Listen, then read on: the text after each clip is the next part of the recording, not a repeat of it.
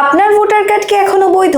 কারণ সুপ্রিম কোর্টের নির্দেশ অনুসারে ইতিমধ্যেই প্রকাশিত হতে শুরু করেছে এসআইআর এর চূড়ান্ত তালিকা। আর তাতে যা দেখা যাচ্ছে তা শুনলে আপনার চোখ কপালে উঠবে। প্রায় 70 লক্ষ মানুষের নাম বাদ পড়তে চলেছে ভোটার তালিকা থেকে। বিভিন্ন জেলা থেকে আসছে চাঞ্চল্যকর তথ্য। শুধু উত্তর কলকাতাতেই বাদ পড়েছে 4,07,000 নাম, নদিয়ায় 2,70,000 আর বাঁকুড়ায় 1,35,000 ভোটারের নাম বাদ গিয়েছে। আরো ভয়ঙ্কর তথ্য হলো প্রায় 60 লক্ষ মানুষের নথি এখনো অমীমাংসিত। অর্থাৎ আপনার নাম চূড়ান্ত তালিকায় থাকলেও আপনি ভোট দিতে পারবেন কিনা তা নিয়ে এখনো প্রশ্নচিহ্ন থেকে যাচ্ছে। এখনই কমিশনের ওয়েবসাইট বা ইসিআই নেট মোবাইল অ্যাপে গিয়ে নিজের নাম চেক করুন।